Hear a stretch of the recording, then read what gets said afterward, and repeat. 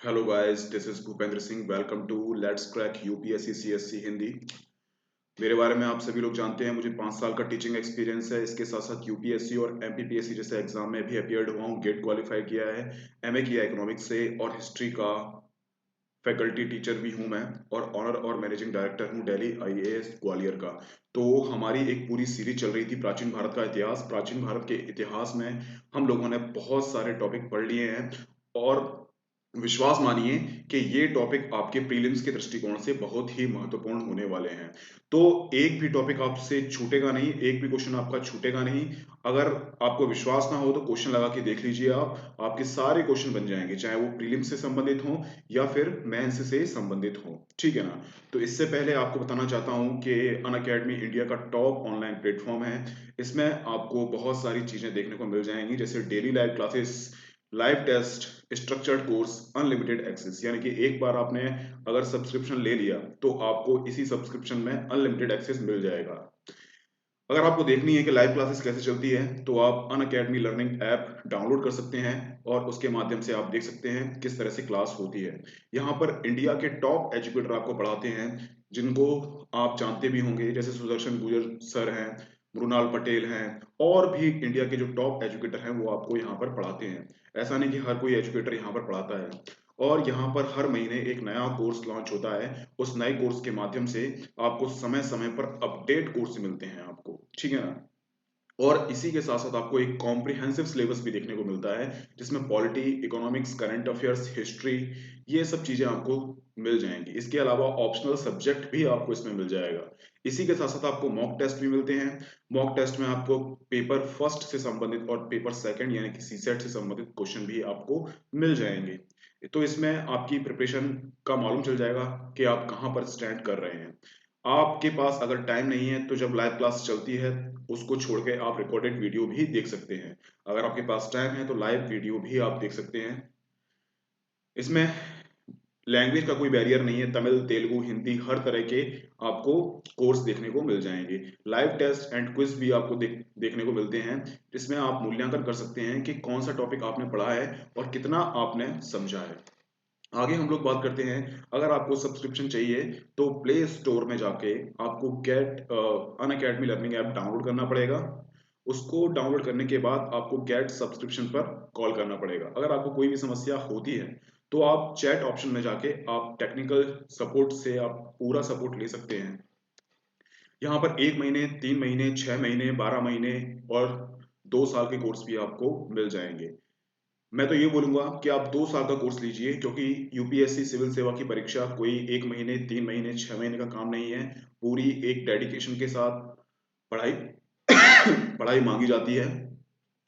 तो आप 2 साल का कोर्स लीजिए और अनलिमिटेड एक्सेस कीजिए, टेस्ट दीजिए और पूरा सिलेबस कीजिए। बीके लाइव मेरा कोड है। अगर आप सब्सक्रिप्शन लेना चाहते हैं तो बीके लाइव कोड को यूज कीजिए, और बीके लाइव कोड को यूज करने के बाद आपको 10% का डिस्काउंट मिल जाएगा। यानी कि आपको 46,800 फीस भी आपको देनी नहीं है। इसमें से भी आपको कंसेशन मिल जाएगा 10% का। ठीक है। तो प्राचीन भारत के इतिहास में बहुत सारी चीजें हम पढ़ चुके हैं। प्राचीन भारत का इतिहास, साहित्यिक स्रोत, पुरातात्विक स्रोत, साहित्यिक स्रोत की सीमाएं, पुरातात्विक स्रोत की सीमाएं, प्राचीन भारतीय इतिहास का विभाजन, प्राग ऐतिहासिक काल को हमने 3 भागों में बांट लिया था, मानव विकास क्रम, मध्य पाषाण काल, ताम्र का पाषाण कालीन संस्कृति, हड़प्पा सभ्यता।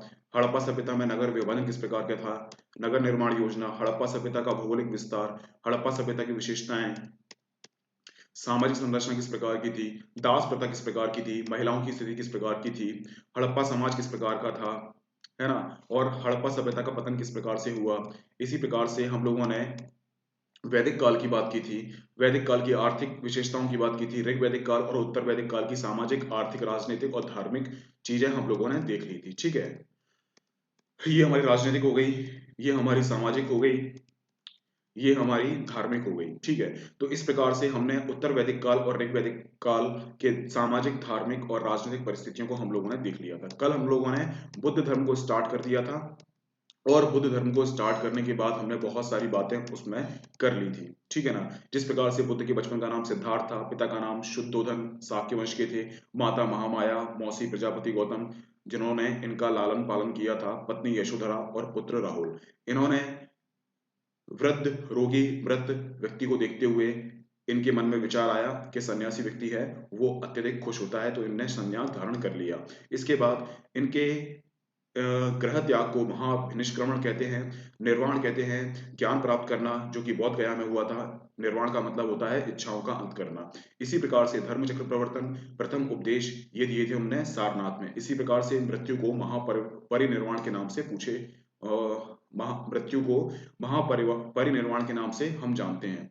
तो ये सब चीजें हम लोगों ने देख ली थी और कुशीनगर में इनकी मृत्यु हुई थी। बौद्ध धर्म की शिक्षाएं हमने बात की थी। 4 आर्य सत्य हैं, दुख है, दुख का कारण है, दुख का निरोध है, और दुख के निरोध के लिए अष्टांगिक मार्ग को आप अपनाइए, आपका दुख समाप्त हो जाएगा। इसी प्रकार से प्रतीत्य समुत्पाद का हमने बात की थी। इसका मतलब होता है कारण कार्य संबंध, यानी किसी न किसी कार्य के पीछे कोई ना कोई कारण अवश्य संबंधित होता है। ठीक है। इसके बाद अष्टांगिक मार्ग हम लोगों ने देखे थे।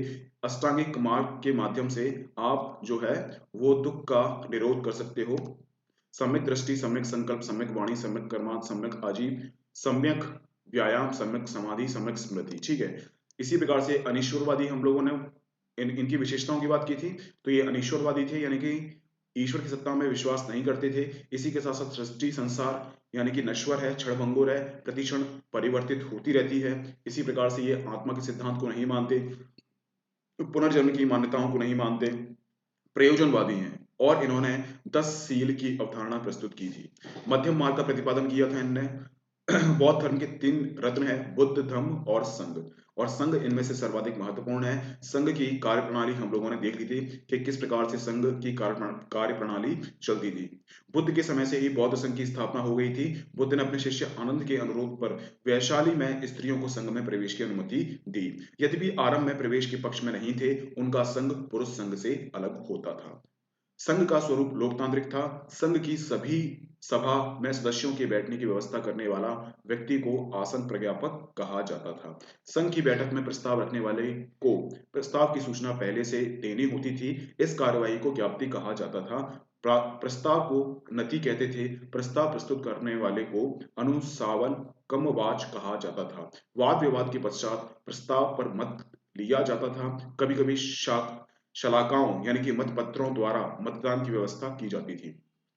संघ की कार्यवाही को शुरू करने के लिए 30 सदस्यों की उपस्थिति आवश्यक थी, अर्थात यह बैठक कोरम था। कोरम के अभाव में सभा की कार्यवाही अवैध समझी जाती थी। इस प्रकार संघ गणतंत्रात्मक पद्धति से कार्य करता था। संघ के प्रधान भिक्षु की नियुक्ति ना तो पूर्व प्रधान के मनोनयन से की जाती थी और ना बाहर से, बल्कि संघ के समस्त भिक्षुओं के प्रधान का चुनाव होता था। संघ में सदस्यों को प्रवेश देने तथा उनके बहिष्कार का अधिकार का प्रदान नहीं था, बल्कि वृद्ध भिक्षुओं की एक समिति इस मामले को देखती थी। प्रत्येक 15वें दिन पूर्णिमा अमावस्या को शाम को उपोसत नामक सभा होती थी, जिसमें पतिमोक्ष का पाठ किया जाता था। पतिमोक्ष विनय पीटक ग्रंथ की एक संघ संबंधित सूची है, जिसमें 226 प्रकार के पाप कर्म एवं उनके प्रायश्चित करने के तरीकों का वर्णन है। इस सभा में प्रत्येक सदस्य इस पाठ के माध्यम से नियमों के उल्लंघन को स्वीकार करता था और पाप कर्म पर वयस्कों की एक समिति विचार करती थी। यह समिति सदस्यों को प्रायश्चित करने या संघ से निकालने की आज्ञा देती थी। ठीक है। इसी प्रकार से हम लोगों ने देखा था भिक्षु लोग वर्षा काल को छोड़कर अन्य समय धर्म का उपदेश देते हुए भ्रमण करते थे। भिक्षु को 4 माह तक वर्षा के दिनों में ही स्थान पर रहना पड़ता था, जिसे वास या वस कहा जाता था। वास की समाप्ति पर पवारण के समय भरी सभा में भिक्षु से यह पूछा जाता था कि उसने किसी नियमों का उल्लंघन तो नहीं किया। संघ में चोर एवं बच्चे, ऋणी व्यक्ति एवं दासों का प्रवेश वर्जित था। संघ में प्रवेश के लिए पिता की आज्ञा जरूरी थी। उसके ना रहने पर माता की आज्ञा ली जाती थी। पुत्री अविवाहित है तो पिता की अनुमति होती थी और विवाहित है तो पति की अनुमति लेकर संघ में प्रवेश करती थी। इस प्रकार से हमने बात की थी वैशाख पूर्णिमा का महत्व क्यों है, क्योंकि वैशाख पूर्णिमा के दिन बुद्ध का जन्म हुआ था और बुद्ध द्वारा ज्ञान की प्राप्ति यानी कि निर्वाण की प्राप्ति हुई थी और बुद्ध का महापरिनिर्वाण यानी कि मृत्यु हुई थी। ठीक है। इसी प्रकार से हमने अष्ट महास्थान ये आपसे पूछ लिए जाएंगे और कईयों बार पूछे गए हैं कि लुम्बिनी का संबंध जन्म स्थान से है, बौद्ध गया का संबंध निर्वाण ज्ञान की प्राप्ति स्थल से है और सारनाथ का संबंध प्रथम उपदेश धर्म चक्र प्रवर्तन से है, कुशीनगर महापरिनिर्वाण से है, कौशल सन्यासी जीवन के सर्वाधिक 21 वर्ष व्यतीत की थे उनने बुद्ध ने, और राजगृह बौद्ध धर्म का केंद्र था, वैशाली में बुद्ध का अंतिम वास हुआ और संकिसा यानी कि बुद्ध की यात्रा से पवित्र हुआ स्थान संकिसा कहलाता है। ठीक है, तो अन्य तथ्य की हम लोग बात करते हैं। अन्य तथ्य कौन कौन से हैं, उसके बाद हम देखो बौद्ध संगीति पढ़ेंगे कि समय समय पर ज्ञान के विचार विमर्श के लिए बौद्ध संगीतियां होती थी। कहाँ कहाँ पर बौद्ध संगीतियां हुई थी, कौन कौन से शासक के काल में ये संगीतियां हुई थी, कौन कौन से अध्यक्ष थे और इनके कार्य कौन कौन से थे। टोटल 4 संगीतियां हुई थी। इसके बाद चौथी जो संगीति थी उसमें हीनयान और महायान में बौद्ध धर्म है वो क्या हो गया, डिवाइड हो गया। इस प्रकार से हम बौद्ध संप्रदाय के बारे में पढ़ेंगे, कौन कौन से बौद्ध संप्रदाय इस समय पर आ गए थे। ठीक है, इस प्रकार से महायान के उप संप्रदाय भी बट गए थे, माध्यमिक शून्यवाद और विज्ञानवाद योगाचार। ठीक है, इसी प्रकार से हम वज्रयान के बारे में पढ़ लेंगे, थोड़ा सा सहजयान के बारे में पढ़ लेंगे। इसके बाद बौद्ध साहित्य यानी कि बौद्ध संगीति हुई थी 4 और 4 बौद्ध संगीतियों में बहुत सारे ग्रंथ निकलकर सामने आए थे। फिर एक एक कर हम इन बौद्ध साहित्य के बारे में पढ़ लेंगे। ठीक है, कि सुत्त पीटक, विनय पीटक, अभिधम्म पीटक, ठीक है ना। फिर बौद्ध धर्म की लोकप्रियता के कारण हम लोग बात कर लेंगे। फिर हम बौद्ध धर्म का पतन का कारण हम लोग पढ़ लेंगे। देखो मैं आपको बताऊं कि प्रारंभिक परीक्षा में और मुख्य परीक्षा में हर साल बौद्ध धर्म से संबंधित क्वेश्चन पूछे जाते हैं, इसलिए हम बौद्ध धर्म को बहुत ही डिटेल में पढ़ने का प्रयास कर रहे हैं। तो एक भी चीज आपकी छूटेगी नहीं। जितने भी आपके दोस्त हैं उनको आप बुला बुला के लेके आइए और उनको ये लेक्चर दिखवाइए। आपको कहीं पे भी किसी भी नोट्स की जरूरत नहीं है, किसी भी कोचिंग की जरूरत नहीं है। मैं सारी चीजें आपको एक एक करके कवर करवा दूंगा। अगर आपको पीडीएफ चाहिए तो पीडीएफ आपको मिल जाएगी भूपेंद्र सिंह दिनकर नामक चैनल पर। क्या नाम से, ये टेलीग्राम का एक भूपेंद्र सिंह SINGH बहुत सारे बच्चे जुड़े हुए भी हैं और उनको समय समय पर पीडीएफ मिल रही है। जैसे ही मेरा लेक्चर खत्म होगा वैसे ही मैं सारी की सारी पीडीएफ आपको उस ग्रुप पर डाल देता हूं। ठीक है, तो आपके समय समय पर नोट्स भी आपके बनते रहेंगे। इसके बाद हम जैन धर्म स्टार्ट कर देंगे। ठीक है, तो चलिए स्टार्ट करते हैं। हमारा क्या है, अन्य तथ्य के बारे में बात करते हैं। तो बात करते हैं बुद्ध का अंतिम संस्कार मल्ल गणराज्य में हुआ था। उनके शरीर के अवशेषों को 8 विभिन्न राज्यों को दिया गया, जिनमें सर्व प्रमुख थे वैशाली के लिच्छवी, मगध का अजातशत्रु और कपिलवस्तु के शाक्य और कुशीनगर के मल्ल। ठीक है, तो बुद्ध का अंतिम संस्कार की बात करते हैं। बुद्ध ने अपना अंतिम समय मल्ल गणराज्य में बिताया था और कहते हैं कि सूकर मांव खाने के बाद इनकी मृत्यु हो गई और इनकी मृत्यु का प्रमुख कारण था हार्ट अटैक। मतलब इनको हृदय घात हुआ था, हृदय पक्षाघात हुआ था, यानी कि हार्ट अटैक हुआ था, जिसके कारण इनकी मृत्यु हो गई। इनकी मृत्यु के बाद इनकी जो अस्थियां थी, इनके जो अवशेष थे 8 विभिन्न राज्यों में बांट दिए गए। ठीक है, इसमें से कौन कौन से थे, एक तो वैशाली के लिच्छवी थे, मगध का अजातशत्रु था, कपिल वस्तु के शाक्य और कुशीनगर के मल्ल। ठीक है, ये प्रश्न भी आपसे पूछ लिया जाएगा कि बुद्ध के अवशेषों को कहां कहां पर वितरित किया गया था या फिर कौन कौन से शासक थे वो ले गए थे, और ये शासक इनके अवशेषों को ले जाने के बाद इन्होंने स्तूप का निर्माण करवाया। ठीक है, ये हमारी बात हो गई है। इसके बाद ही हम बात करते हैं बुद्ध ने अपने ज्ञान उपदेश के क्रम में विभिन्न स्थानों की यात्रा की। इसी क्रम में श्रावस्ती में अंगुलीमाल डाकू को अपना शिष्य बनाया। यानी कि बुद्ध अपने उपदेश के माध्यम से हर व्यक्ति को प्रभावित करते थे। उनके सामने एक डाकू आया और डाकू ने भी लड़ाई झगड़े छोड़ने के बाद बुद्ध धर्म को अपना लिया और बुद्ध धर्म को अपनाने के बाद वो बौद्ध भिक्षु बन गया। तो आप समझ सकते हैं किस प्रकार से बुद्ध थे, वो अपनी प्रभावशीलता के कारण जाने जाते थे। इसी प्रकार से एक अंगुली माल डाकू था और वो बुद्ध का शिष्य बन गया। आगे हम बात करते हैं अवंती उज्जैन के शासक चंड प्रदोत बुद्ध को अपने यहाँ आमंत्रित किया, किंतु वृद्धावस्था के कारण वे अवंती ना जा सके और अपने शिष्य महाकच्चायन को भेज दिया। यानी कि अवंती के एक शासक थे, कौन थे, चंड प्रद्योत थे। इन्होंने महात्मा बुद्ध को आमंत्रित किया, लेकिन वृद्धावस्था होने के कारण, चलने में असमर्थ होने के कारण उन्होंने अपना अंतिम समय मल्ल गणराज्य में ही बिताया और ज्यादा ही प्रेशर डालने के कारण उनके शिष्य थे महाकच्छायन, उनको आमंत्रित किया, जिससे उज्जैन के जो शासक हैं चंडप्रद्युत वो बुरा ना मान जाए, ठीक है ना। तो इस प्रकार से आप देख सकते हैं किस प्रकार से बुद्ध ने अलग अलग जगह जाकर बौद्ध धर्म की स्थापना से संबंधित जो कार्य थे, उनके नियोजन थे और उनकी शिक्षाएं थी, उनका प्रचार प्रसार किया। अब समय समय पर बौद्ध धर्म में बहुत सारी कुरीतियां आ गई और इन्हीं कुरीतियों को दूर करने के लिए, वाद विवाद को दूर करने के लिए समय समय पर बैठक हुई थी। तो अब हम देख लेते हैं कि बैठक कहां पर हुई थी, स्थान कौन कौन से थे इनके, स्थान कौन कौन से थे, कौन कौन से शासक के समय पर ये संगीतियां हुई थी, इनके अध्यक्ष कौन कौन से थे और कार्य कौन कौन से हुए थे। तो मैं आपको बताना चाहता हूं कि देखो ये बौद्ध संगीतियां बहुत ज्यादा इंपॉर्टेंट है, बहुत ज्यादा 5 स्टार आप लगा लो इसको। क्योंकि आपने अगर प्रश्न देखे होंगे तो बौद्ध धर्म में से बहुत सारे क्वेश्चन इसमें से बन जाते हैं, एक ही आपकी टेबल से बहुत सारे क्वेश्चन बन जाएंगे। यानी कि आपसे पूछ लिया जाएगा कि प्रथम बैठक किस शासक के समय पर हुई थी, तो आप लगा देना अजात शत्रु के समय पर। प्रथम बैठक किस अध्यक्ष के समय पर हुई थी, यानी प्रथम बैठक की अध्यक्षता किसने की थी, तो आप लगा देना कि महाकश्यप ने की थी। और आपसे पूछ लिया जाएगा प्रथम बैठक में कौन कौन से कार्य हुए थे, यानी कि सुत पीटक का संकलन हुआ था और विनय पीटक का संकलन हुआ था, ठीक है ना। इस प्रकार से क्वेश्चन पूछ लिए जाएंगे, चाहे वो प्रथम संगीति हो या फिर वो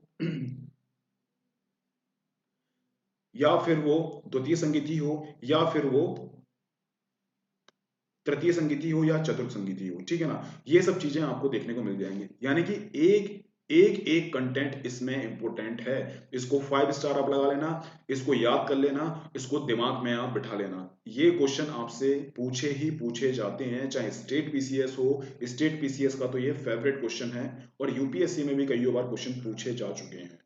तो एक भी क्वेश्चन आपका छूटेगा नहीं, इसकी गारंटी मैं आपसे लेता हूं। सुबह 7 बजे आप आ जाए कीजिए। आप सोचोगे कि हम रिकॉर्डेड वीडियो देख लेंगे, तो वो चीजें नहीं हो पाती हैं, है ना। बहुत सारे यूट्यूब चैनल हैं, उसमें आपको अधूरे कोर्स किए करवाए जाते हैं, लेकिन मैं आपको ये कोर्स जो है पूरा करवाऊंगा, पूरी हिस्ट्री आपको करवाऊंगा और वो भी नोट्स के साथ, अच्छे सॉलिड नोट्स के साथ, ठीक है। तो आप 7 बजे आ जाए कीजिए और सबसे पहले आप लाइक कर दीजिए मेरे लेक्चर को, और जितना हो सके उतना शेयर कर दीजिए, सब जगह आप इसको पहुंचा दीजिए, ठीक है। तो हम बात करते हैं प्रथम संगीति के बारे में। तो प्रथम संगीति का स्थान कहां पर था, ये राजगृह था। अब आप मुझे बता दो कि वर्तमान समय में राजगृह किस राज्य में स्थित है और इसके शासक कौन थे, यानी कि अजात शत्रु के टाइम पर, अजात शत्रु के टाइम पर यह संगीति हुई थी, ठीक है ना। अब आप मुझे बता दो कि अजात शत्रु किस वंश से संबंधित था, किस वंश से संबंधित था, आप मुझे ये बता दो। इसके बाद महाकश्यप नामक ऋषि थे, इन्होंने प्रथम बौद्ध बैठक की संगीति की और संगीति के बाद जो रिजल्ट आया, जो कार्य हुए, इस जो कि इस प्रकार है। इसमें सुत पीटक, सूत्र पीटक नहीं है, ये सुत पीटक है, सूत पीटक है, सुत पीटक है, ठीक है। थोड़ी सी प्रिंटिंग मिस्टेक हो गई है। तो इसमें सुत पीटक का संकलन किया गया, किसने किया, आनंद ने किया। आनंद कौन थे, आनंद थे बौद्ध धर्म के एक महान बौद्ध भिक्षु, ठीक है। इसके अलावा विनय पीटक का संकलन उपाली में किया गया था। मैंने आगे हम लोग पढ़ेंगे कि सुत पीटक किससे संबंधित था और विनय पीटक किससे संबंधित था, ठीक है ना। आपसे यह भी पूछ लिया जाएगा कभी कभी आर्ट एंड कल्चर के फॉर्म में कि विनय पीटक का संकलन किसने किया, तो वो उपाली ने किया, और सुत पीटक का संकलन किसने किया, आनंद ने किया। ये कार्य भी आपसे पूछ लिए जाएंगे। तो आपको क्लियर है प्रथम बौद्ध संगीति के बारे में। तो प्रथम बौद्ध संगीति का स्थान कहां पर था, राजगृह में था। इसका शासक कौन था, अजात शत्रु इसका शासक था। महाकश्यप ने इसकी अध्यक्षता की थी और सुत पीटक नामक और विनय पीटक नामक ग्रंथ उभर कर सामने आए, जिसका जो कि बुद्ध धर्म के एक मजबूत पिलर के रूप में सामने आए, ठीक है। अब हम बात करते हैं द्वितीय बैठक, यानी कि द्वितीय बैठक कब हुई थी। द्वितीय बैठक हुई थी, ये वैशाली में हुई थी। अब आप मुझे बता दीजिए वैशाली वर्तमान समय में कहां पर स्थित है। ये क्वेश्चन भी आपसे कईयों बार पूछ लिए जाते हैं कि बताओ वैशाली कहां पर स्थित है, ठीक है ना। एक क्वेश्चन पूछा गया था, उसमें मैप के फॉर्म में दे दिया आपको, ए बी सी और डी स्थान दे दिए। आपसे पूछ लिया कि ए स्थान पर कौन सा साम्राज्य था, या फिर कौन सा जनपद था, बी में कौन सा जनपद था, डी में कौन सा जनपद था, या फिर सी में कौन सा जनपद था। इस तरह से यूपीएससी कई बार क्वेश्चन पूछ लेती है, इनडायरेक्टली या डायरेक्टली। ठीक है, तो बात करते हैं द्वितीय संगीति। इसका स्थान कहां पर था? इसका स्थान वैशाली में था। शासक कौन थे? इसके शासक थे कालाशोक। अब आप मुझे कमेंट कर कर मुझे बता दीजिए कि कालाशोक किस साम्राज्य से संबंधित था, किस वंश से संबंधित था। ठीक है, इसके जो ऋषि थे सब कामिर स्थविरियस इसके कवि थे। देखो मैं आपको बताऊं, बहुत सारी पुस्तकों में इनके नाम को अलग अलग बताया गया है, तो कंफ्यूज बिल्कुल भी मत होना। ठीक है ना। इसमें बौद्ध अनुयायी दो गुटों में बट गए थे, एक था स्थविरवादी और दूसरा था महासंदिग्ध। ठीक है, अब स्थिरवादी थे, ये क्या करते थे, ये घूम घूम कर धर्म का प्रचार पर बल देते थे। इनका मानना यह था कि बुद्ध धर्म को पूरे भारत में और भारत के साथ साथ पूरे विश्व में फैलाया जाए। तो इस समय पर यानी कि द्वितीय बौद्ध संगीति के समय पर बौद्ध धर्म जो है वो बहुत सारे क्षेत्रों को कवर कर चुका था, यानी कि मंगोलिया पहुंच गया था, जापान पहुंच गया था, इसके अलावा चीन में पहुंच गया था और मध्य एशिया में पहुंच गया था। ठीक है ना। तो इस समय पर बौद्ध धर्म का प्रचार प्रसार बहुत ज्यादा हुआ था और इसमें सर्वाधिक जो महत्वपूर्ण भूमिका निभाई थी वो स्थविरवादी ने निभाई थी। इसके बाद हम बात करते हैं दूसरा कौन सा था। बौद्ध संगीति दो गुटों में विभाजित हो गई थी, उसमें दूसरा था महासांदिक। ये मठ में रहकर धर्म का प्रचार पर बल देते थे। अब आप मुझे ये बताइए कि अगर आप प्रचार प्रसार किसी चीज का नहीं करेंगे तो आम जनता तक बौद्ध धर्म की जो शिक्षाएं हैं वो नहीं पहुंच पाएगी। तो इनका विश्वास ये था कि जिसको बौद्ध धर्म ग्रहण करना है तो वो मठ में आए और मठ में आकर वो दीक्षा ग्रहण करे। ठीक है, तो ये हम लोगों ने बात करी। तो इस प्रकार से स्थिरवादी स्थविरवादी और महासंदिग्ध द्वारा अपने अपने मत के अनुसार बौद्ध धर्म का प्रचार प्रसार किया गया और बौद्ध धर्म के बौद्ध धर्म से संबंधित चीजों में काफी वृद्धि दिखाई देती है। अब हम बात करते हैं तृतीय बैठक के बारे में। तो तृतीय बैठक पाटलिपुत्र में हुई थी। अब इसका भी मुझे स्थान बता दीजिए आप, कहां पर है पाटलिपुत्र स्थित।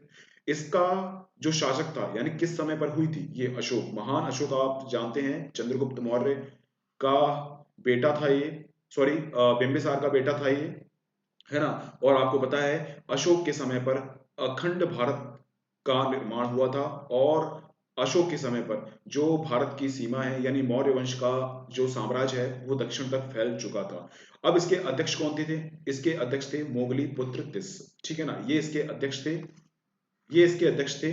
और तृतीय बौद्ध संगीति के समय कौन कौन से कार्य हुए थे? इस समय पर अभिधम्म पीटक नामक ग्रंथ का संकलन किया था। किसने किया था? मोगली पुत्र तिस्स ने किया था। इसके अलावा अशोक ने संघ में फूट डालने वाले को चेतावनी दी थी। यानी कि जब अशोक का शासनकाल आया तो अशोक के शासनकाल में बहुत सारे बौद्ध भिक्षु थे, वो सत्ता के लिए लड़ रहे थे और सत्ता के लिए लड़ने के लिए बौद्ध धर्म को अनेक भागों में बांटना चाहते थे। अलग अलग प्रधान यहाँ पर उभर कर सामने आ रहे थे। अशोक ने उनको चेतावनी दी कि अगर आपने बौद्ध धर्म का बंटवारा किया तो आपको मृत्युदंड दे दिया जाएगा। तो अशोक के शासनकाल में बौद्ध धर्म था वो नहीं बटा था, लेकिन ये कब तक टिक पाता? कहीं ना कहीं कभी ना कभी तो ये चीजें बट ही जाती। तो चतुर्थ बौद्ध संगीति हुई थी, कब हुई थी? कश्मीर में हुई थी। कश्मीर में कुंडलवन में हुई थी। ये कईयों बार पूछ लिया गया है, ये कईयों बार पूछ लिया गया है कि चतुर्थ बौद्ध संगीति कब हुई थी? कुंडलवन में हुई थी। ये भी पूछ लिया जा चुका है कि किस शासक के समय में हुई थी, तो ये कनिष्क है। ये भी 5 स्टार है, इसको भी आप याद कर लेना, है ना। क्योंकि सबसे महत्वपूर्ण बात यह है चतुर्थ संगीति में कि इस समय पर बौद्ध धर्म है वो दो संप्रदायों में बट गया था, एक था हीनयान और एक था महायान। देखो जहां पर विशेषता पाई जाती है यहाँ पर, या फिर जहां पर अपवाद पाए जाते हैं या फिर जो विशेष घटनाओं से संबंधित होता है तो वहां पर क्वेश्चन बनने की संभावना सर्वाधिक बढ़ जाती है। तो चतुर्थ बौद्ध संगीति की विशेषता क्या है कि यहाँ पर बौद्ध धर्म हीनयान और महायान में बट गया था। अशोक ने तो वार्निंग दे दी थी कि जो भी बंटवारा करेगा उसको हम मृत्यु दंड देंगे, लेकिन ये टिक नहीं पाया और कनिष्क के टाइम पर ये बंटवारा हो गया। अब आप मुझे बता दीजिए कनिष्क किस वंश से संबंधित था। ठीक है, ये हम लोगों ने बात कर ली है और ये भी बहुत इंपॉर्टेंट है कि चतुर्थ बौद्ध संगीति की अध्यक्षता किसने की थी। तो इसकी अध्यक्षता वसुमित्र ने की थी और इसकी उपाध्यक्ष कौन थे? अश्व घोष इसके उपाध्यक्ष थे।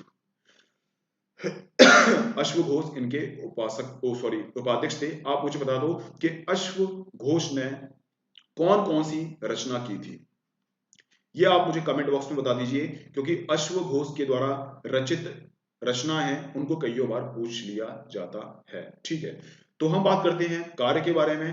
तो कार्य क्या हुआ, मैंने आपको बताया कि हीनयान और महायान में डिवाइड हो गया। आगे चलकर हम हीनयान और महायान के बारे में भी पढ़ेंगे कि हीनयान और महायान की विशेषता कौन कौन सी होती है। ठीक है, इसके बाद महायान धर्म का उदय हुआ। मैं आपको बताऊं कि हीनयान थे वो कट्टर बौद्ध थे और पूजा पाठ पर इतना विशेष ध्यान नहीं देते थे। इसी के साथ महायान थे वो पूजा पाठ पर विशेष ध्यान देते थे। ठीक है ना, कर्म कांड पर विशेष ध्यान देते थे। ठीक है, महायान वालों का मानना था कि अगर कर्म कांड नहीं बनाए जाएंगे तो बौद्ध धर्म एक तरह से क्या है, बहुत हतोत्साहित हो जाएगा। क्यों हतोत्साहित हो जाएगा, क्योंकि आस्था के लिए कोई चीज नहीं बच जाएगी और आस्था के लिए पूजा पाठ का होना अति आवश्यक है। अगर आप दर्शन शास्त्र लेते हैं तो दर्शन शास्त्र में आस्था का आपको विशेष महत्व बताया जाएगा। ठीक है, लेकिन इसमें हम लोग नहीं पढ़ेंगे, ज्यादा हम जाएंगे नहीं। अब हम बात करते हैं किसकी, अब हम बात करते हैं हीनयान और महायान में क्या डिफरेंस होता है। कई बार ये क्वेश्चन स्टेट पीसीएस में पूछा जा चुका है और आपको भी हीनयान और महायान के बारे में पता होना चाहिए, क्योंकि डायरेक्टली और इनडायरेक्टली रूप से आपको क्वेश्चन पूछ लिए जाते हैं यूपीएससी परीक्षा में। ठीक है, तो हम बात करते हैं कि हीनयान की तुलना बंदर के समान की जाती है और इसकी तुलना की जाती है महायान की बिल्ली के समान की जाती है। ठीक है, बुद्ध को हीनयान में महापुरुष माना गया है, यानी कि वो एक महापुरुष थे और कुछ नहीं थे। उन्होंने आध्यात्म के माध्यम से ज्ञान की प्राप्ति की थी। अगर आध्यात्म को अपनाते हैं तो आप में भी ज्ञान का ज्ञान का भंडार आ जाएगा, यानी कि ज्ञान की प्राप्ति आपको भी हो जाएगी अगर आप संन्यास धारण कर आप आध्यात्म की ओर अग्रसर होते हैं। ठीक है, लेकिन यहीं पे महायान की अगर हम लोग बात करते हैं तो महायान ने बुद्ध को देवता के रूप में माना, यानी कि वो देवता थे, यानी कि वो भगवान थे। आपको पता है कि बुद्ध ने भी देवता को मानने से इनकार कर दिया था, यानी कि ईश्वर को वो लोग नहीं मानते थे। लेकिन महायान में बुद्ध को ही ईश्वर मान लिया गया, जो कि बौद्ध धर्म की शिक्षा के प्रतिकूल दिखाई देता है। दूसरी हम बात करते हैं, यहां बुद्ध को प्रतीकों के माध्यम से दर्शाया गया, जैसे कि आपको ये प्रतीक हो गया, साथिया हो गया, इस तरह से क्या नाम से प्रतीकों के माध्यम से बुद्ध को दर्शाया गया। यानी कि यहां पर उपासना के लिए किसी भी मूर्ति का प्रयोग नहीं किया गया और प्रतीकों के माध्यम से ही उपासना को आगे बढ़ाया गया। अब महायान की हम लोग बात करते हैं तो महायान में बुद्ध की मूर्तियां बनना स्टार्ट हो गई और आगे चलकर बहुत सारे जो हिंदू धर्म के जो देवी देवता थे उनकी भी मूर्तियां बनना स्टार्ट हो गई। ये भी प्रश्न पूछा जा चुका है कई बार कि कौन से देवता की मूर्ति है सर्वप्रथम बनी थी। तो बुद्ध धर्म की मूर्तियां बनने के बाद ही ये प्रथा आगे चलती गई। ये गांधार शैली में और मथुरा शैली में बुद्ध की प्रतिमा बनाई गई थी, जिसमें ईरानी, फारसी और हिंदुस्तानी शैली का विकास हुआ था। ये आप पढ़ोगे किसमें, आर्ट एंड कल्चर में। ठीक है, हीनयान निर्वाण के बारे में क्या बोलता है, निर्वाण के लिए स्वयं के प्रयत्नों पर बल दिया गया, यानी कि अगर आपको निर्वाण यानी कि मोक्ष की प्राप्ति करनी है तो आपको क्या है, आपको संन्यास धारण करना पड़ेगा और आपको इच्छाओं से मुक्ति पानी पड़ेगी। इच्छाओं से मुक्ति आप कब पाओगे, जब आप अष्टांगिक मार्ग अपनाओगे। अष्टांगिक मार्ग मैंने आपको पढ़ाए थे, सम्यक दृष्टि, सम्यक संकल्प, सम्यक आजीव, सम्यक संन्यास, मतलब इस तरह के 8 मार्ग उन्होंने बताए थे। अगर आप इन 8 मार्गों को अपनाते हो तो डेफिनेटली आपको निर्वाण की प्राप्ति हो जाएगी, वरना आपको निर्वाण की प्राप्ति और मोक्ष की प्राप्ति आपको नहीं मिल पाएगी। ठीक है, आगे हम लोग बात करते हैं। इन्होंने ये बोला कि गुणों के स्थानांतरण पर बल दिया जाना चाहिए। ठीक है, अब इसका क्या मतलब होता है, इन्होंने बोला हीनयान ने कि भाई स्वयं के प्रयत्नों से होता है इसमें मोक्ष की प्राप्ति। इन्होंने बोला कि अगर आप घूमोगे फिरोगे या फिर बहुत सारे जो व्यक्ति हैं उनके लिए काम करोगे, सामाजिक काम करोगे तो आपको मोक्ष की प्राप्ति मिल जाएगी, या फिर आप उपासना करोगे तो आपको मोक्ष की प्राप्ति मिल जाएगी। मतलब इन्होंने मोक्ष प्राप्ति के लिए विशेष नियम इन्होंने बता दिए। ठीक है, इसके अलावा महायान में ही बुद्ध के अवतार को बोधिसत्व की परिकल्पना दी गई। ठीक है, अब बोधिसत्व क्या होते हैं, बोधिसत्व एक तरह से मॉन्क होते हैं, यानी कि संत होते हैं, बोधिसत्व की जो अवधारणा थी वो क्या थी कि जब तक संसार का एक एक पुरुष, मतलब एक एक पुरुष जिसको मोक्ष की प्राप्ति नहीं हुई है, तब तक हम मोक्ष धारण नहीं करेंगे। यानी कि संसार का जो अंतिम व्यक्ति है उसको भी अगर मोक्ष की प्राप्ति नहीं होती है तो जो बोधिसत्व है वो भी मोक्ष की प्राप्ति नहीं लेगा। हालांकि ऐसा नहीं है कि वो इच्छाओं की जो पूर्ति है, मतलब जो इच्छाओं पर जो काबू पाना है वो नहीं हुआ है। बोधिसत्व इच्छाओं पर काबू पा लेते हैं और इच्छाओं पर काबू पाने के बाद उनका जो लास्ट और अंतिम जो वो होता है, पथ होता है, वो मोक्ष की प्राप्ति होता है। लेकिन वो मोक्ष की प्राप्ति नहीं धारण करेंगे जब तक एक अंतिम व्यक्ति भी बचा हुआ है मोक्ष की प्राप्ति के लिए। सबसे पहले इस व्यक्ति को मोक्ष की प्राप्ति दिलवाएंगे, उसके बाद जो बोधिसत्व है वो मोक्ष लेगा। ठीक है, इस प्रकार जो बोधिसत्व है वो संसार के अंतिम व्यक्ति को भी मोक्ष दिलवाना चाहते हैं। तो बोधिसत्व की आपको अवधारणा सामने आ गई। ठीक है, अब हम बात करते हैं कि हीनयान और महायान के पश्चात भी 8वीं और 9वीं शताब्दी, 7वीं, 6वीं, 6वीं, 7वीं, 8वीं और 9वीं शताब्दी में बौद्ध धर्म है वो भी विभिन्न संप्रदायों में बट गया। ये बोधिसत्व निम्नलिखित नाम से जाने जाते थे। ठीक है, ये तो हम बोधिसत्व के बारे में बात कर रहे हैं, लेकिन समय समय पर बौद्ध संप्रदाय है वो भी कई भागों में डिवाइड हो गया। तो पहले हम बात करते हैं बोधिसत्व के अनेक प्रकार, यानी कि सबसे पहले है अवलोकितेश्वर, दूसरा है मंजू श्री, तीसरा है वज्र पाणी, चौथा है क्षिति गर्भ और लास्ट है मैत्रेय। ठीक है, तो इसको हम लोग पढ़ते हैं। ठीक है, तो अवलोकितेश्वर के बारे में बात करते हैं। ये क्या है? इसे पद्म पाणी भी कहा गया। इसका विशेष गुण दया है। उन शैतानी क्षेत्रों में भी जा सकता है जहां देवता नहीं जा पाते। ठीक है, तो अवलोकितेश्वरवादी क्या है? इसे पद्म पाणी के नाम से भी हम लोग जानते हैं। ये शब्द है, इसको भी आप याद करना है ना, कि अवलोकितेश्वरवाद को किस नाम से पुकारा जाता है, तो ये भी आप याद करना। ठीक है ना, इसका विशेष गुण क्या है? ये विशेष गुण इसका ये है कि ये दया पर विशेष महत्व देते थे और इनका मानना ये था कि जहां पर भगवान नहीं जा सकते उस शैतानी क्षेत्र में भी ये जो है पद्म पाणी ये जा सकते हैं और कल्याण कार्यक्रम कर सकते हैं। ठीक है ना, ये हो गई अवलोकितेश्वरवाद की बात। दूसरी हम बात करते हैं बोधिसत्व के दूसरे टाइप की, ये है मंजूश्री। इसका मुख्य कार्य बुद्धि को प्रखर करना है। किसको प्रखर करना है? बुद्धि को प्रखर करना है। इसके एक हाथ में तलवार है जो भूल एवं भ्रम का नाश करती है और दूसरे हाथ में पुस्तक है। इस बोधिसत्व के साथ लक्ष्मी का नाम जुड़ गया। ठीक है, तो आप समझ सकते हैं कि मंजूश्री है, मंजूश्री क्या बोलती है? मंजूश्री जो हमारा बोधिसत्व का टाइप है उसके एक हाथ में तलवार है और एक हाथ में किताब है। यानी कि इंसान में दोनों गुण विद्यमान होते हैं, यानी पॉजिटिव गुण भी विद्यमान होते हैं और नेगेटिव गुण भी विद्यमान होते हैं। इंसान के ऊपर निर्भर करता है कि वो गुण का किस गुण को वो फॉलो करता है और इस गुण के लिए उसके ऊपर समाज का प्रभाव पड़ता है, राजनीतिक व्यवस्था का प्रभाव पड़ता है, सामाजिक व्यवस्था का प्रभाव पड़ता है और शिक्षा का प्रभाव पड़ता है। ठीक है, तो जैसी शिक्षा होगी, जैसा माहौल होगा, जैसी सामाजिक संरचना होगी, उस प्रकार का व्यक्ति बन जाएगा। ठीक है, तो एक हाथ में तलवार और एक हाथ में किताब का मतलब यह है कि नेगेटिव और पॉजिटिव दोनों गुण होते हैं। इंसान के माहौल के ऊपर डिपेंड करता है कि वो किस प्रकार का मनुष्य बनता है। और बोधिसत्व के साथ लक्ष्मी का नाम जुड़ गया। ठीक है, लक्ष्मी का नाम जुड़ गया, आप सभी लोग जानते हैं लक्ष्मी कौन है। इसके अलावा तीसरा टाइप है वो वज्रपाणी है। इनके बारे में कोई विशेष शिक्षा नहीं मिलती है या फिर विशेष बात नहीं मिलती है। इसके बाद है क्षितिगर्भ, इसके बाद है मैत्रेय। ये आने वाला बुद्ध है। यानी कि इन्होंने बोला कि जब संसार में बहुत सारी अनैतिकता फैल जाएगी तो अनैतिकता को समाप्त करने के लिए बुद्ध फिर से जन्म लेंगे। जिस प्रकार से 5वीं और 6वीं शताब्दी में कर्म कांड की अनैतिकता बढ़ गई थी और ब्राह्मणों का वर्चस्व बढ़ गया था, तब जाकर बुद्ध ने जन्म लिया था और नैतिकता का प्रचार प्रसार किया था। उसी प्रकार से आने वाले समय में अनैतिकता की स्थिति आती है तो बुद्ध फिर से जन्म लेंगे। तो इस प्रकार से बौद्ध संप्रदाय के हम लोगों ने अवलोकितेश्वरवाद, मंजूश्री, वज्रपाणी, क्षितिगर्भ और मैत्रेय, इनकी बात हम लोगों ने कर ली। इस प्रकार से अब हम बात करते हैं महायान के उप संप्रदाय कौन कौन से थे।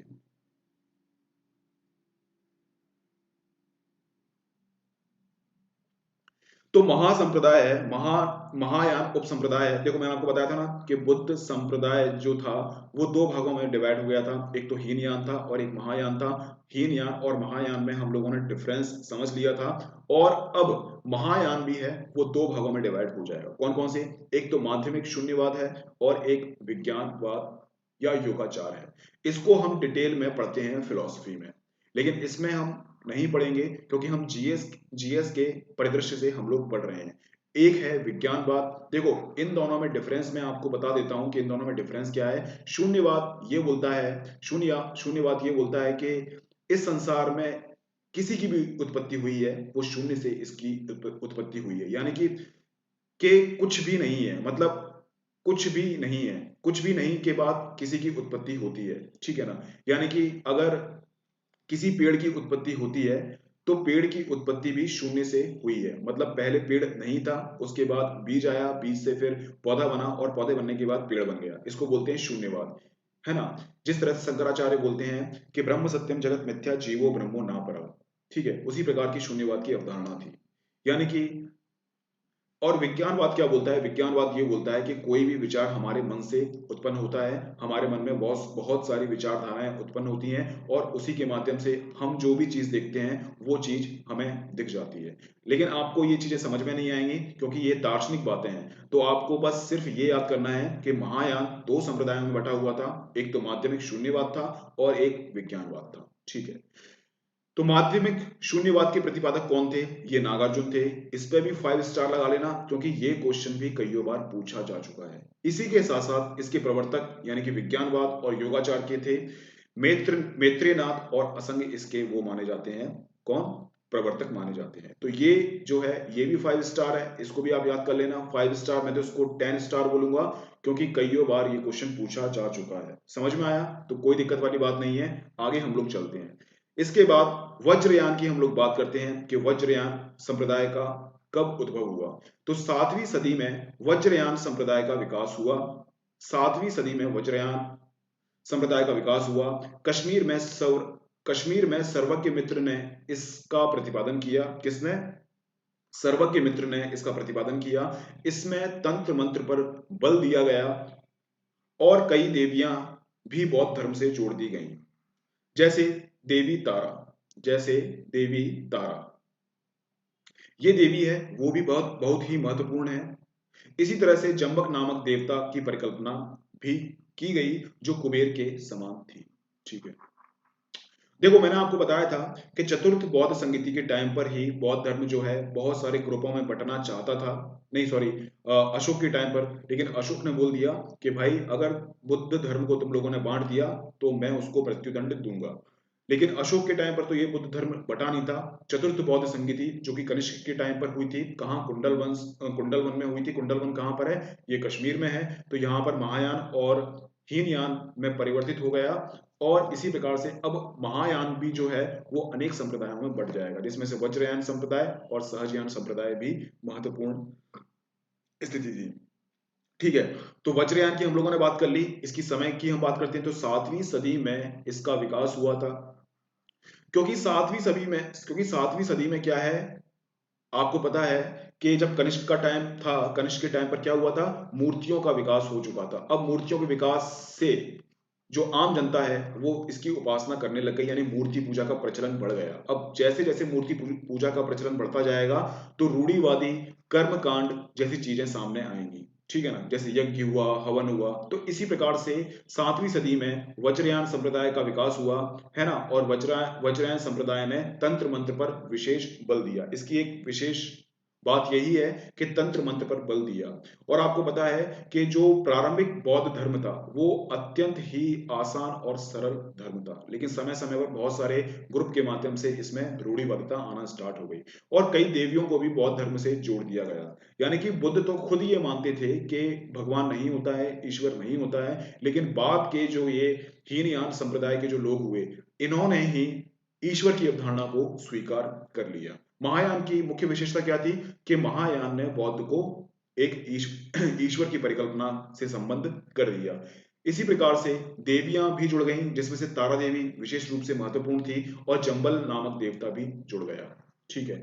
तो ये भी कई बार आपसे क्वेश्चन पूछ लिया जाता है कि तारा देवी है वो किस धर्म से संबंधित है, जम्बल नामक देवता किस धर्म से संबंधित है। तो आपको कंफ्यूज नहीं होना है, आपको ऑप्शन दे देगा वो कि शैव धर्म, कपालिक संप्रदाय, है ना, या फिर क्या नाम से बौद्ध धर्म, या फिर जैन धर्म, या फिर पारसी धर्म, ये सब आपसे पूछ लिए जाएंगे। तो आपको याद होना चाहिए कि कौन कौन से देवता किससे संबंधित है। एक है सहजयान, ये ये बौद्ध धर्म से जुड़ा हुआ संप्रदाय है। इसका विकास बंगाल में हुआ जो तंत्र मंत्र का निषेध करता है। ठीक है। वज्रयान के समय पर ही सहजयान का विकास हुआ था।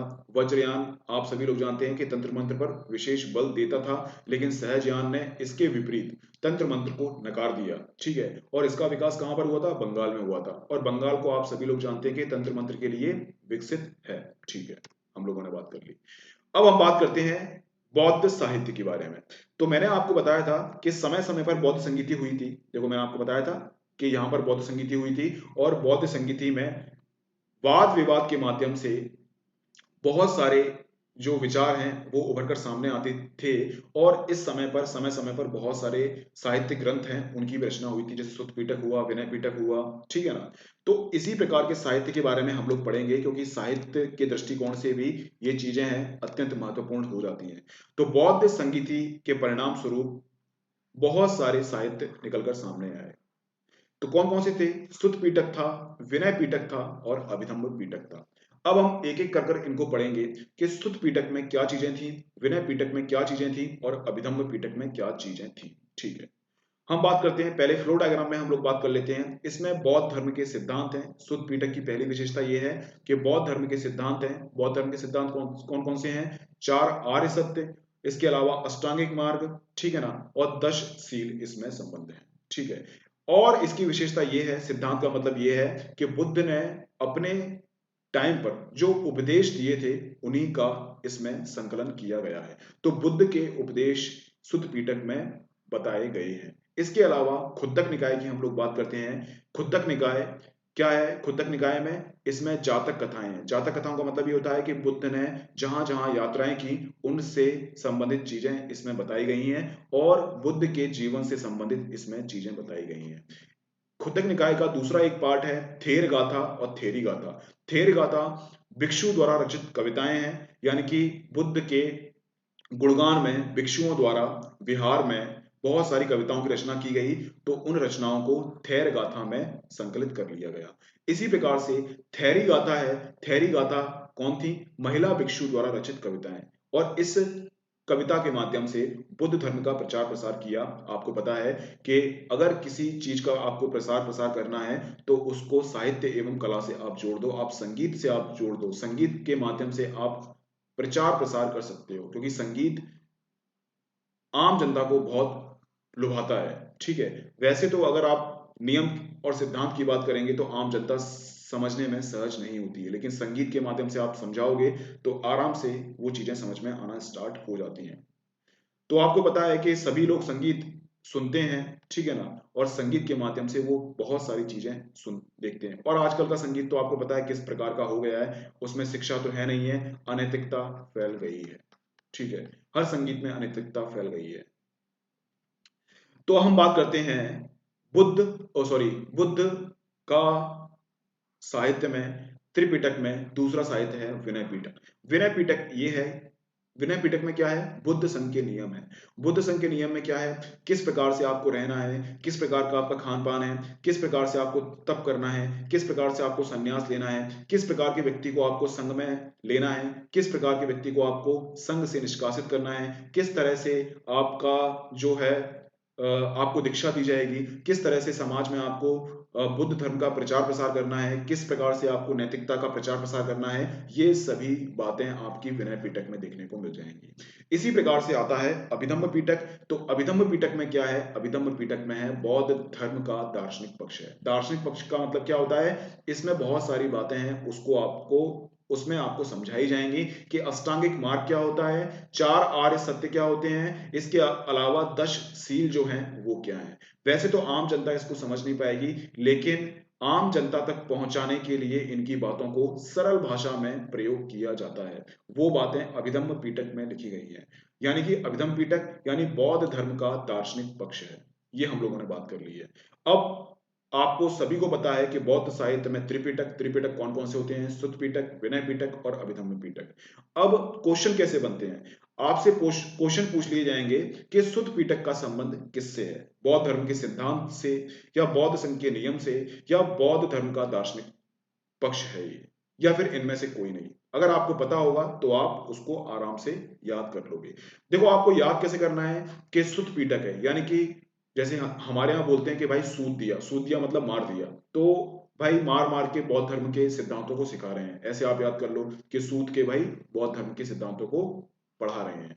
पढ़ने की इच्छा नहीं है लेकिन बौद्ध धर्म के इस सिद्धांतों को पढ़ा रहे हैं, सूद सूद सूद के, ठीक है। ये ट्रिक आपकी हो गई याद। विनय पिटक यानी बौद्ध धर्म, बौद्ध संघ के नियम, यानी कि हम विनय कर रहे हैं, यानी कि हम हाथ जोड़ रहे हैं उसके सामने कि भाई बौद्ध संघ के नियमों को आप समझ लो, है ना। तो ये ट्रिक हो गई विनय पिटक। अभिधम्म पिटक, अभिधम्म पिटक में तो आप सभी लोग जानते हैं धम्म छुपा हुआ है, धम्म छुपा हुआ है तो आपको याद हो जाएगा कि भाई ये धार्मिक दर्शन से संबंधित चीजें हैं। ठीक है भैया, हम लोगों ने याद कर लिया।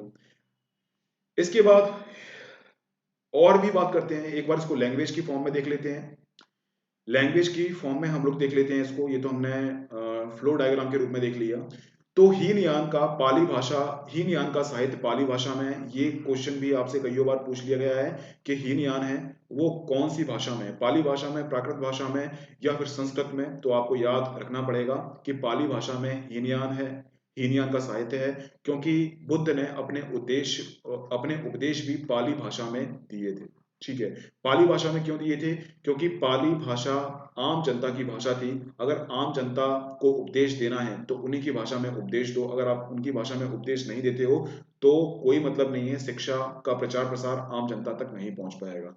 क्योंकि संस्कृत भाषा उस टाइम पर नहीं समझी जाती थी आम जनता के द्वारा। संस्कृत भाषा सिर्फ और सिर्फ कुलीन वर्गों के लिए और जो ब्राह्मण हैं उनके लिए थी।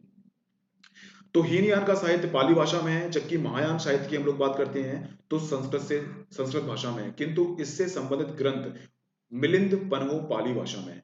यानी कि महायान में मिलिंद पन्हो है ना, वही एक ऐसा ग्रंथ है जो पाली भाषा में है, बाकी सारे ग्रंथ हैं वो संस्कृत भाषा में है।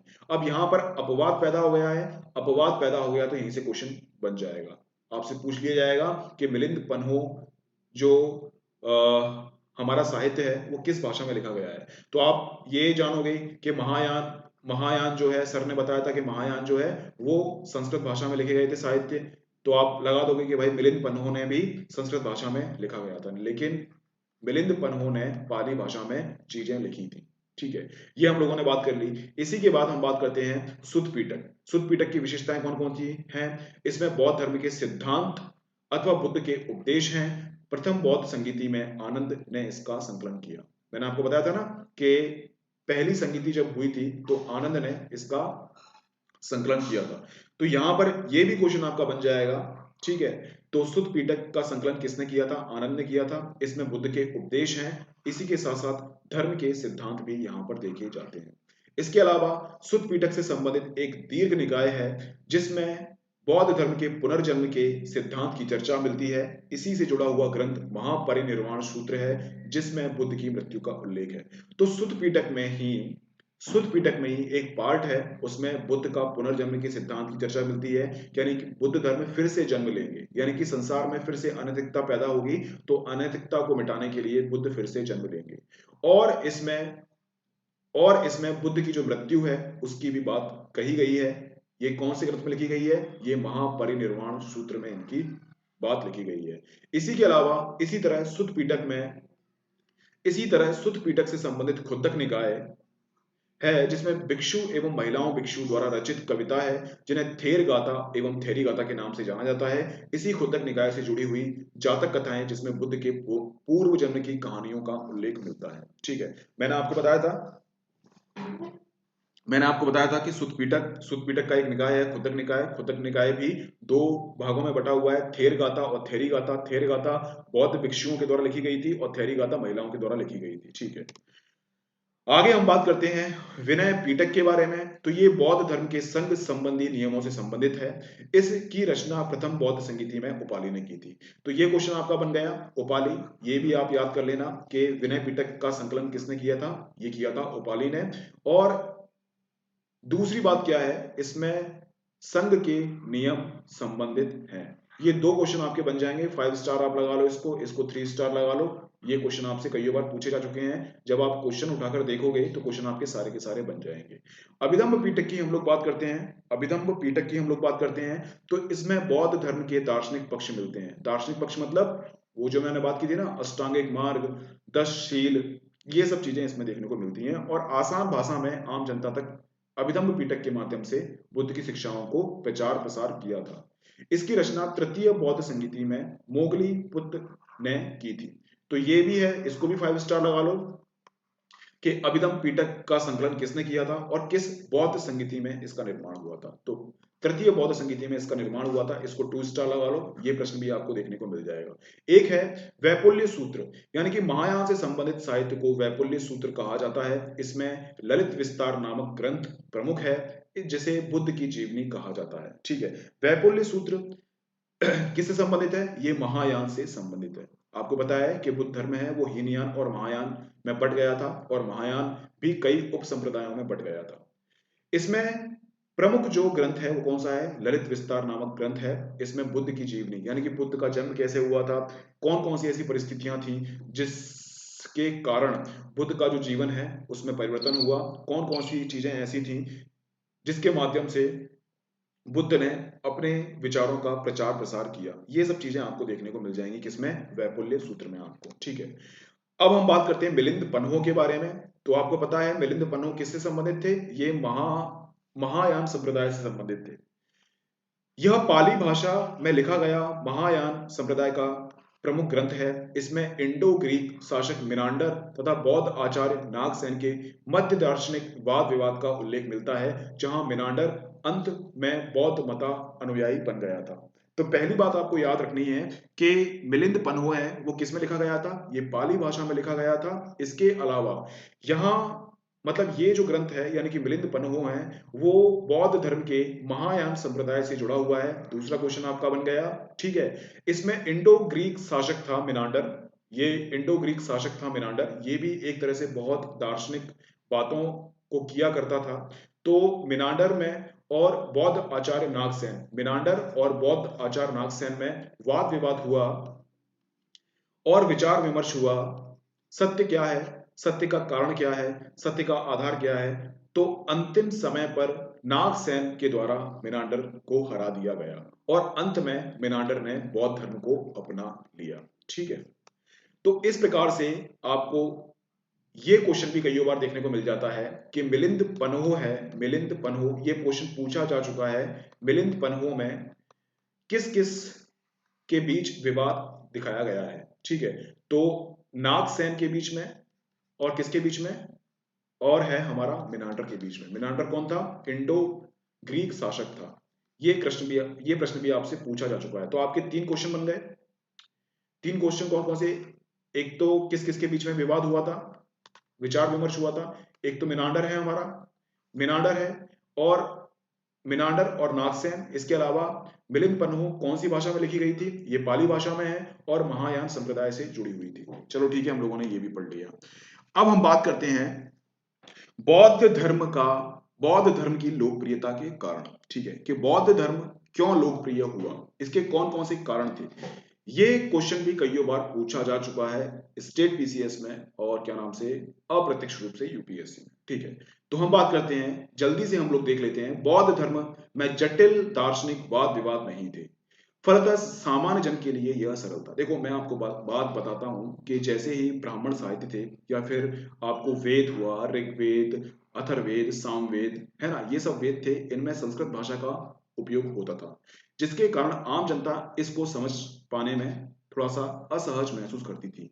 तो वेद में जो बात कही गई थी उन बातों को अमल में लाना बड़ा मुश्किल था, क्योंकि आम जनता उसको समझ पाती नहीं थी। कुछ लोग हैं यानी कि 10% जो लोग हैं वही संस्कृत भाषा को समझते थे, है ना, यानी कि ब्राह्मण हुए, क्षत्रिय हुए और कुलीन वर्ग के लोग हुए। तो जब तक जो बहुमत की जनता है वो उनमें अगर ज्ञान ज्ञान का प्रचार प्रसार नहीं होगा तब तक हम समाज में उन्नति लेकर नहीं आ सकते।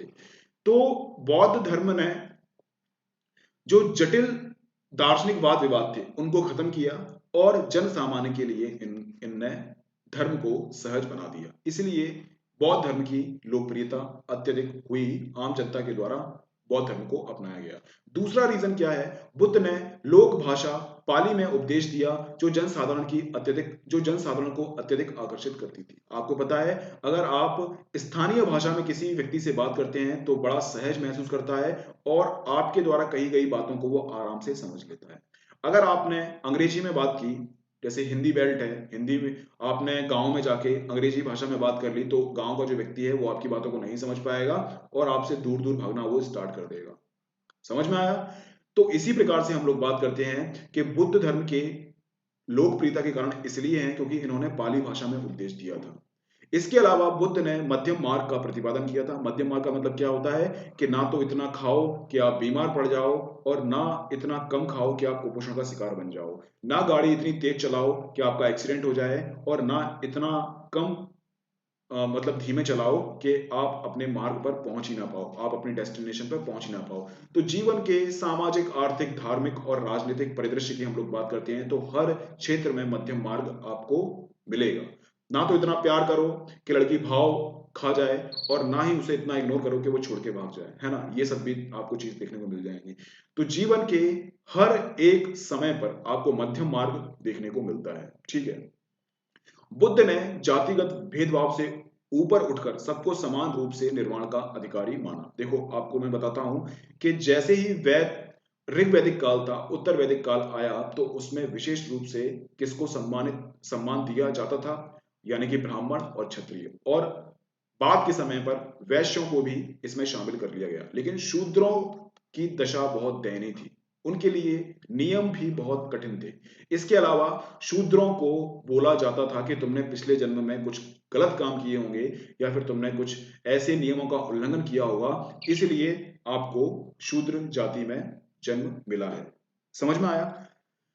तो इस प्रकार हम देख सकते हैं कि किस प्रकार से बुद्ध है और बौद्ध धर्म है वो क्या नाम से प्रचलित हुआ, क्योंकि इनने आम जनता यानी कि ब्राह्मण, क्षत्रिय, वैश्य और शूद्र को भी इसमें शामिल किया। सभी वर्ग के लोग इसमें शामिल हुए तो बौद्ध धर्म की लोकप्रियता और बढ़ गई। इसके अलावा बौद्ध धर्म को राजकीय संरक्षण प्राप्त हुआ। तत्कालीन समय के बहुत सारे राजा थे, उन्होंने बौद्ध धर्म को संरक्षण दिया, बौद्ध धर्म को पैसा दिया, बौद्ध धर्म के लिए बहुत सारे विहार और चैत्य बनवाए। आगे हम आर्ट एंड कल्चर में बात करेंगे कि विहार और चैत्य क्या होते हैं। तो जैसे ही इनको राजकीय संरक्षण प्राप्त होगा, यानी कि देखो, कनिष्क हुआ था, कनिष्क के टाइम पर चतुर्थ बौद्ध संगीति हुई थी। इसका मतलब क्या हुआ? कनिष्क ने इसको राजकीय संरक्षण प्रदान किया था। इसके अलावा अशोक ने भी इसको संरक्षण प्रदान किया था। इसके अलावा बहुत सारे ऐसे शासक थे जिन्होंने बौद्ध धर्म को शासकीय संरक्षण प्रदान किया। जैसे ही शासकीय संरक्षण किसी चीज को प्राप्त होता है तो वो बहुत उन्नति करती है। इसी प्रकार से बौद्ध धर्म ने भी उन्नति की। इसके अलावा छठवां पॉइंट इसका यह है कि बौद्ध धर्म की कार्य प्रणाली गणतंत्रात्मक थी, अतः बौद्ध संघों के प्रति जनता का जुड़ाव हुआ। आपको पता है कि अगर किसी बौद्ध संत का यानी कि नेतृत्व करने वाले संत है उसका अगर चुनाव किया जाएगा तो आपको पता है कि आम जनता के द्वारा यानी कि बौद्ध जो हैं, बहुत सारे बौद्ध हैं, उनके द्वारा इसका चुनाव किया जाएगा कि अध्यक्ष कौन बनेगा। ठीक है। इसी प्रकार से अगर वाद विवाद होता है बीच में तो इनमें मतदान होगा किसी विचार को लेके। अगर बहुमत से ये विचार पास होता है तो इसी को संकलित कर लिया जाएगा। तो आज की जिस प्रकार की संसद है उसी प्रकार की चीजें आपको बौद्ध धर्म के संघ में आपको देखने को मिलेगी। यानी कि संघ लोकतंत्रात्मक था, अब लोकतंत्रात्मक जब होगा तो जनता की सहभागिता बढ़ेगी और जनता की सहभागिता बढ़ेगी तो ऑटोमेटिकली वो लोकप्रिय बन जाएगा। अब हम बात करते हैं जल्दी से बौद्ध धर्म के पतन के कारण कौन कौन से हैं। तो ब्राह्मण धर्म के क्रियाकलापों का बौद्ध धर्म में भी प्रवेश हुआ। वस्तुतः बुद्ध को ईश्वर मानकर उनकी पूजा की जाने लगी, इसकी विशिष्ट पहचान लुप्त हो गई। देखो, बौद्ध धर्म के उदय का कारण क्या था? क्योंकि बौद्ध धर्म अत्यंत सीधा सिंपल सा धर्म था, इसमें कोई भी कर्मकांड नहीं थे, है ना? और बौद्ध धर्म का उदय क्यों हुआ था? क्योंकि बौद्ध धर्म का उदय का कारण ही ये था कि जो ब्राह्मण धर्म है उसमें कर्मकांड, बलि प्रथा, बहुत सारी चीजें अनैतिक शुरू हो गई थी। लेकिन बाद में आपको पता है चतुर्थ बौद्ध संगीति में ये बौद्ध धर्म है हीनयान और महायान में बढ़ गया था, और महायान भी बहुत सारे उप संप्रदाय में बढ़ गया था। और आपको पता है कि महायान ने ही बुद्ध की पहली प्रतिमा बनाई थी। ठीक है, अब इस प्रतिमा की पूजा पाठ होना स्टार्ट हो गई, पूजा पाठ होना स्टार्ट होगी तो कर्मकांड बढ़ जाएंगे, रूढ़िवादिता आ जाएगी। इसीलिए आम जनता ने बौद्ध धर्म को अस्वीकार कर दिया और वैष्णव धर्म के समर्थक वो लोग बनना स्टार्ट हो गए। यानी कि जो पहचान थी उसी पहचान को बुद्ध धर्म ने खत्म कर दिया। नंबर 2 हम बात करते हैं, बौद्ध संघ एवं मठ कर्मकांड एवं आडंबर से युक्त हो गए और नैतिक मूल्यों का पतन हुआ, अतः जनता के प्रति भी अपना आकर्षण खो गए। आपको पता है महायान में बहुत सारे संप्रदाय बन चुके थे, उसमें मांस मदिरा का भी सेवन होना स्टार्ट हो गया था। मांस मदिरा के साथ महिलाओं का प्रवेश होने से महिलाओं का शोषण भी संतों के द्वारा होना स्टार्ट हो गया था। अब आम जनता को ये सब दिखता था, तो आम जनता का बौद्ध धर्म के प्रति अनुदारवादी दृष्टिकोण उभर कर सामने आया। ये भी बौद्ध धर्म के पतन का प्रमुख कारण हुआ। इसके अलावा बौद्ध विहार और मठ में व्यापारियों द्वारा दान दिया गया धन संचित हुआ तथा उपक्रमणकारियों का भी शिकार बना। इसी क्रम में बौद्ध धर्म एवं मठ नष्ट हो गए।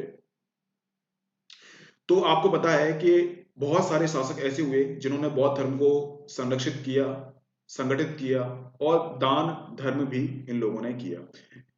इसके अलावा व्यापारी वर्ग हैं, उन लोगों ने भी इस पर बौद्ध धर्म के जो मठ हैं उनको दान दिया। अब जब दान देंगे तो इनके पास पैसा बहुत बढ़ जाएगा, और पैसा जब बढ़ जाएगा तो विदेशी आक्रमणकारी आएंगे, इनके धन को लूट कर ले जाएंगे। जिस प्रकार से सोमनाथ पर आक्रमण हुआ था, और सोमनाथ पर आक्रमण होने के बाद बहुत सारी स्वर्ण मुद्राएं लूट कर ले गया था, और कौन लूट कर ले गया था यह आपको कमेंट बॉक्स में बताना है। इसके अलावा चौथा कारण की हम बात करते हैं, शैव धर्म से बौद्ध की तकरार हुई। इसी क्रम में बंगाल के शैव मता अनुयायी शासक शशांक ने बौद्ध वृक्ष काट दिया। ठीक है, बौद्ध वृक्ष काट दिया, यानी कि आपको पता है कि बौद्ध धर्म का जब प्रचार प्रसार हो रहा था तो शैव संप्रदाय और वैष्णव संप्रदाय भी उभर कर सामने आ रहे थे, तो बहुत सारे संप्रदाय हो गए थे, और इन सभी संप्रदायों में असहिष्णुता की भावना देखी जाती है। इसी प्रकार से एक शशांक शासक था, इसने बौद्ध वृक्ष था, बौद्ध वृक्ष क्या था, इस वृक्ष के नीचे बुद्ध ने इस वृक्ष के नीचे बुद्ध ने ज्ञान की प्राप्ति की थी, और शशांक द्वारा इसी को ही काट दिया गया। और बाद में इसी जगह पर एक पीपल का पेड़ और उगा दिया गया, और वो पीपल का पेड़ आज भी जिंदा है। यानी कि मूल जो पीपल का पेड़ था जिसके नीचे बुद्ध ने ज्ञान की प्राप्ति की थी वो अब बचा नहीं है। ठीक है, वो दूसरा पेड़ है। तो आप इस प्रकार देख सकते हैं कि ये सब रीजन थे, इन सब रीजन के कारण बौद्ध धर्म का पतन हो गया। ठीक है ना, कि कर्मकांड बहुत होना स्टार्ट हो गए थे, मूर्ति पूजा स्टार्ट हो गई थी। इसके अलावा विदेशी आक्रमण आए, विदेशी आक्रमणकारियों द्वारा धन को लूट लिया गया, और शैव धर्म के द्वारा बौद्ध धर्म को बहुत ज्यादा ही तिरस्कार कर दिया गया। तो इस प्रकार से आप लोग देख सकते हैं कि कौन कौन सी चीजें सामने आती हैं। ठीक है, तो आप सभी लोगों का बहुत बहुत धन्यवाद आपके सहयोग के लिए। आपको पीडीएफ मिल जाएगी, भूपेंद्र सिंह दिनकर के नाम से एक चैनल है, वो आप ज्वाइन कर लीजिए। बहुत सारे बच्चे हैं उन्होंने ज्वाइन कर लिया है, आपको सारे नोट्स मिल जाएंगे। हमारे लेक्चर थोड़े से पीछे चल रहे हैं क्योंकि मैंने और भी कंटेंट हैं वो इसमें ऐड कर दिए हैं, जिससे आपका कोई भी क्वेश्चन छूटे नहीं। तो थंबनेल्स पर इतना ध्यान मत देना, ठीक है ना। तो कल हम जैन धर्म और मौर्य काल स्टार्ट कर देंगे। ठीक है, एक लेक्चर हमारा पीछे चल रहा है। आप सभी के सहयोग के लिए बहुत बहुत धन्यवाद। आपको अगर लेक्चर पसंद आया तो आप क्या नाम से लाइक कर दीजिए, और अगर आपको सब्सक्रिप्शन चाहिए तो आप बीके लाइव कोड को आप यूज कर दीजिए, आपको 10% का डिस्काउंट मिल जाएगा। आप सभी बहुत बहुत धन्यवाद। कल फिर मिलते हैं 7 बजे के टाइम पर।